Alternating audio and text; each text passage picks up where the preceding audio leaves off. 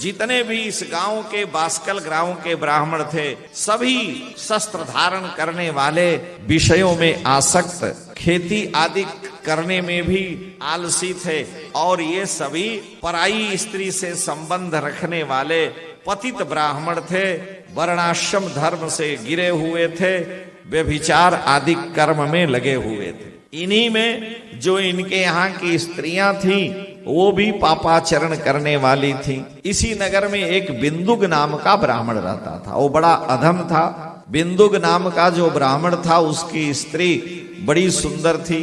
वो कुमार्ग पर चलता था, लेकिन उसकी स्त्री सदा धर्म के मार्ग पर रहती थी, लेकिन उसका हृदय शुद्ध नहीं था, इसलिए अपनी पत्नी से वो परेशान रहता। वो पराई स्त्री से ज्यादा व्यवहार करता था। लंबे काल तक उसकी स्त्री बिंदुक की पत्नी अपने पति के व्यवहार से, उसका नाम चंचुला था, पीड़ित होती रही। अंत में जब उसे पति का सुख नहीं मिला तो वह भी कुमार्ग में लग गई, और दोनों पतित होकर के, धर्म से भ्रष्ट तो थे ही, दोनों कुमार्ग में चले गए। एक बार उस पतित ब्राह्मण ने अपनी पत्नी को पर पुरुष के साथ देख लिया, और उसका प्राण लेने के लिए जब वो शस्त्र लेकर के दौड़ा, तो जब पत्नी को मारने के लिए दौड़ा, तो उसकी पत्नी ने अपने पति को डांटा और कहा कि जब तुम परस्त्रीगामी हो तो हमारे लिए हमारी कोई आवश्यकता नहीं है। और देखो, माम विहाय स्वपत्नीम च युवतीम पति सेविताम, मुझको छोड़ करके और तुम दुष्ट स्त्रियों का संग करते हो, इसलिए हम अब तुमसे अनुराग प्रेम नहीं रखती, क्योंकि हमारा भी जीवन चलना है। बिंदुक ने बहुत समझाया, लेकिन उसने कहा कि नहीं, तुम्हारा व्यवहार ठीक नहीं है। अंत में पत्नी को भी उसने छूट दे दिया। दोनों पतित होकर के धर्म के मार्ग से, अपने ब्राह्मणत्व से अत्यंत जो है दुष्कर्म में लग गए। अथ विप्रः स कुमतिर बिंदुगो वृषलीपति कालेन निधनम प्राप्तो जगाम नरकम खल। कुछ काल के बाद वो बिंदुक नाम का जो पतित ब्राह्मण था, अपने कर्म के अनुसार मर करके नरक में चला गया। उसके चले जाने पर उसकी जो पत्नी थी, बड़े लंबे काल तक तो पहले वो पिशाच रहा विंध्य पर्वत में, और फिर वो बिंदुक पिशाच योनि से दूसरे नरक में जाकर के दंड भोगने लगा। पिशाच और नरक दोनों रूपों में वो रहता था। उधर उसकी पत्नी पति के मरने पर दैवी योग से भ्रमण करती हुई वो इधर उधर घूमती हुई गोकर्ण क्षेत्र में गई। वहां तीर्थयात्रियों का, गोकर्ण में भी भगवान शिव विद्यमान है। वहां शिव भूमि में बड़े दिव्य तेजस्वी रूप में है। वहां मंदिर में ब्राह्मणों के मुख से श्री शिव महापुराण की कथा हो रही थी, और वह भी वहां पर बैठ करके लोगों के साथ कथा श्रवण करती रही। कथा में कथावाचक यह बोल रहे थे कि योषिताम जार सक्तानाम नरके यम किंकराः संतप्त लोह परिघम क्षिपन्ति स्मर मंदिरे। जो स्त्रियां पर पुरुषों के व्यवहार में रहती हैं, व्यभिचारिणी हैं, मरने के बाद यमलोक में वो जाती हैं, और यमराज के दूत उन्हें लोहे के डंडों से पीड़ित करते हैं। यह सुन करके वो स्त्री अत्यंत व्याकुल हो गई, और उसके हृदय में कंपन उठने लगा कि मैं बड़ी पापिनी हूँ, मैंने अपना यह जीवन व्यर्थ कर दिया, नष्ट कर दिया। जब कथा का विश्राम हुआ तो वो व्यास के पास गई, और स्वतंत्र रूप से व्यास से जा करके उसने कहा कि हे स्वामिन, हे देवता, मैं धर्म कर्म को तो नहीं जानती, इसलिए मैंने अपने जीवन में धर्म का कुछ अंश समझा भी नहीं। मेरे पति बड़े भ्रष्ट थे, वो मर गए, और मैं आपकी वाणी से शिव पुराण की जो कथा सुना हूं, उससे मुझे बड़ा पश्चाताप हो रहा है। मैं पश्चाताप की अग्नि में जली जा रही हूं, आप मेरा उद्धार करें। हे प्रभु, मूढ़ बुद्धि के कारण मैं कामांध हो करके युवावस्था में दुराचारिणी बन गई, इसलिए अब मैं अपने पापों के प्रायश्चित के लिए उद्यत हूं। मुझे संसार से और शरीर से वैराग्य हो गया है, लेकिन मैं धर्म से विमुख हूं। मुझे धर्म कर्म का कोई ज्ञान नहीं है। आज अचानक आपकी वाणी से जो शब्द मैंने सुना, मैं भय से कांप रही हूं, आप हम पर कृपा करें, क्योंकि नरक में जाने पर हमें नाना प्रकार की यम यातना मिलेगी, मैं कैसे सहन करूंगी। आप देवता हैं, ब्राह्मण हैं, गुरु हैं, पिता हैं, मेरा उद्धार करें। तो व्यास ने वैराग्य युक्त चंचुला की जब बातें सुनी तो कहा कि देखो देवी, तुम डरो नहीं, तुम भगवान शिव की शरण में, और वो भी गोकर्ण तीर्थ में आई हो, इसलिए शिव जी की कृपा से तुम्हारे पाप राशि का नाश हो जाएगा। मैं तुमसे भगवान शिव की मंगलमयी कथा श्रवण कराता हूं और तुम सुनो, इससे तुम्हारे पाप का नाश होगा। क्योंकि कथा को एकाग्रचित होकर के श्रवण करने से संसार से वैराग्य होगा, और जब वैराग्य हो जाएगा तो अपने आप भगवान के चरणों में अनुराग होता है। इसलिए पश्चाताप की ज्वाला से जल रही हे देवी, मैं तुम्हें बतला रहा हूं और तुम सावधान होकर के सुनो। न याति सुगतिम प्रायः पश्चातापी न संशय। वास्तव में जो व्यक्ति अपने कर्म का, अपने पापों का स्मरण करके पुनः उस पाप को नहीं करता और पश्चाताप से संतप्त होता रहता है, उसका धीरे धीरे चित्त जल्दी शुद्ध हो जाता है। और जिसे पाप करने के बाद भी पश्चाताप नहीं होता, न कोई पछतावा होता है, वो फिर उसी पाप कर्म में लगा रहता, वे प्रचंड पापी अनेक जन्मों तक अधम से अधम योनियों में पड़ करके और दंड भोगते रहते हैं। उस ब्राह्मण ने फिर चंचुला को समझाते हुए कहा, देखो भगवान में अपने मन को लगा करके और तुम इस कथा को श्रवण करो। सर्वेषां श्रेयसां बीजम सत्कथा श्रवणम नृणाम। इसके श्रवण से ही तुम्हारा मंगल होगा, कल्याण होगा। अपने चित्त को भगवान के चरणों में लगा दो और तुम्हारे हृदय में भक्ति, ज्ञान, वैराग्य का उदय होते ही तुम्हारा मंगल हो जाएगा। ब्राह्मण ने उसे समझाया।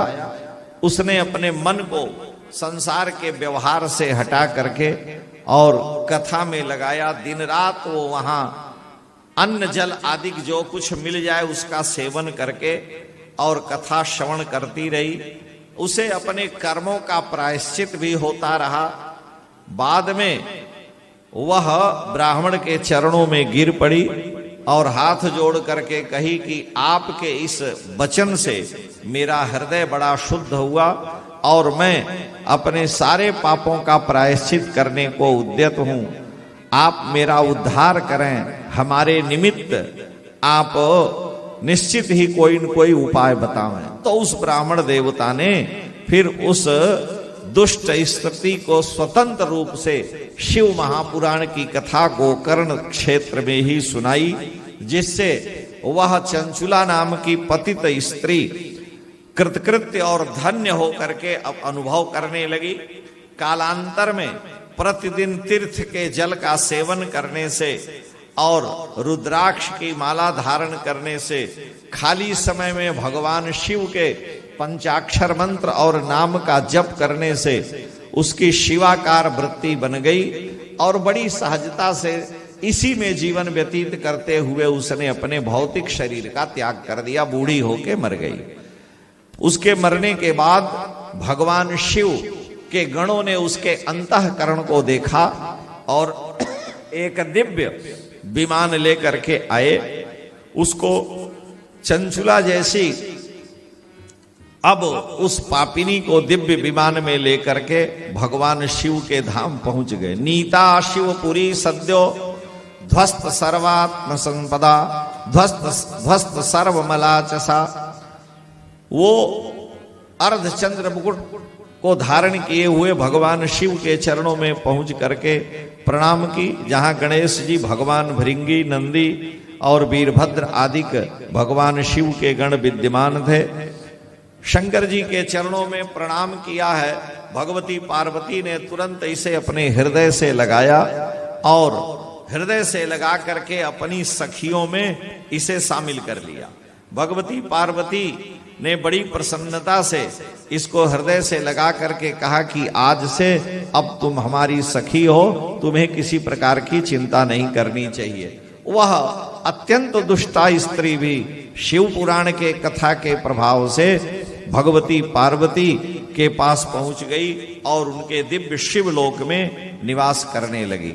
एक दिन भगवती जगदम्बा पार्वती ने कहा कि सखी ये बतलाओ, तुम्हारी स्तुति से और तुम्हारी सेवा से हम प्रसन्न हैं, तुम हमसे जो कुछ चाहो मांग लो। तो उसने कहा कि हे भगवती, हे माता, मेरे पति बिंदुक बड़े पापी थे जिनके कारण मेरे में दोष आया। उनकी कौन सी गति है, वे कहाँ हैं, हम ये जानना चाहती हैं। आप हम पर कृपा करें। मैं अपने पतिदेव को जिस प्रकार से पाप से मुक्त करा सकूं, आप कृपा करके वह हमें उपाय भी बताइए। तो भगवती पार्वती ने कहा कि देखो, तो तुम्हारा पति है वो बड़ा पापी था, तो वेश्या का संग करने के कारण वह मरकर पिशाच हुआ। 1000 वर्ष तक वह पिशाच योनि में पड़ा रहा। उसके बाद लंबे काल तक वह नरक में पड़ा और अनेक योनियों में भटका हुआ वह फिर विंध्य पर्वत में पिशाच योनि में ही आकर के बड़ा कष्ट उठा रहा है।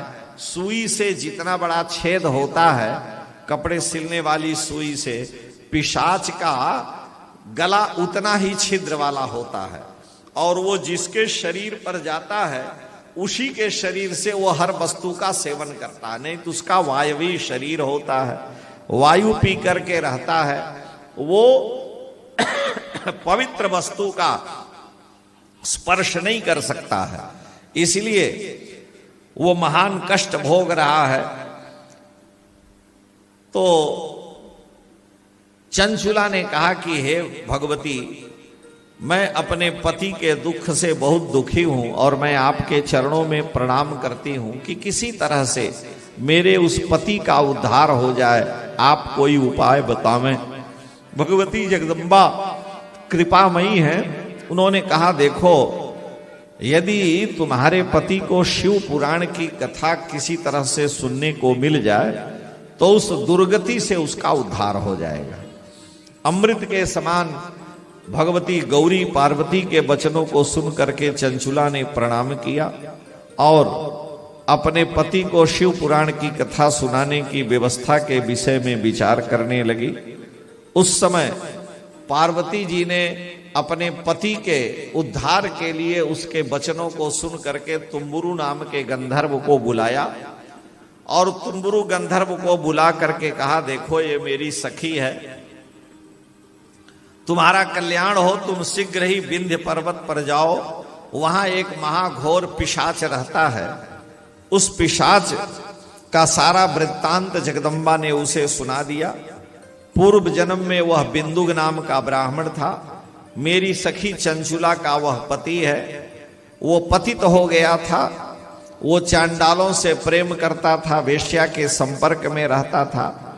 तो तुम उसके आगे शिव पुराण की दिव्य कथा सुना करके उसका मंगला शासन करो और फिर उस पिशाच को बिठा करके मेरे पास ले आना।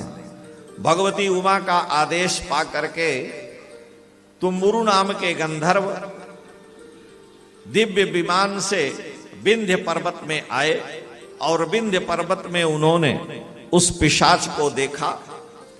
पिशाच को देख करके बलात् उन्होंने उस पिशाच को चारों ओर से घेर करके पकड़ लिया। वो पागल की तरह से उछलता था, कूदता था, उसकी आकृति बड़ी भयंकर थी। श्री तुम्बुरु गंधर्व ने अपने लोगों के द्वारा घेर करके उसे पाश में बांध लिया और बांध करके फिर तुम्बुरु ने शिव पुराण की कथा उत्सव पूर्वक करने का निर्णय किया। सुंदर मंडप का निर्माण करके और सारी तैयारी की। देवी पार्वती की आज्ञा से तुम्बुरु ने उसे शिव पुराण की मंगलमयी कथा सुनाई। शिव पुराण की मंगलमयी कथा उस पिशाच को पाशों से बांध करके बैठा करके सुनाया गया। भगवती जगदम्बा कि आदेश से हाथ में वीणा लेकर के तुम्बुरु गंधर्व ने जब कथा सुनाई तो इतना धीरे धीरे उसके पाप राशि का नाश होने लगा कि वह जैसे जैसे कथा उसके अंतःकरण कान के माध्यम से हृदय में जाती, उसके हृदय का मल दूर होता जाता और धीरे धीरे उसके शरीर में दिव्य तेज आने लगा। बाद में बिंदुक नाम संकीर्तन आदि के माध्यम से कथा में रस लेने लगा और संपूर्ण शिव महापुराण की कथा श्रवण के बाद भगवान शिव में उसकी अविचल निष्ठा हुई। परिणाम यह हुआ कि वह दिव्य भगवान शिव के धाम का अधिकारी बना और श्री तुम्बुरु उसे दिव्य विमान में बैठा करके भगवान शिव के पास ले गए। भगवती जगदम्बा ने उस अपनी सखी चंचुला से कहा कि ये तुम्हारे पति हैं। चंचुला ने अपने पति को प्राप्त किया और दोनों इस शिव महापुराण की कथा के श्रवण से भगवान शिव के दिव्य लोक के अधिकारी हुए।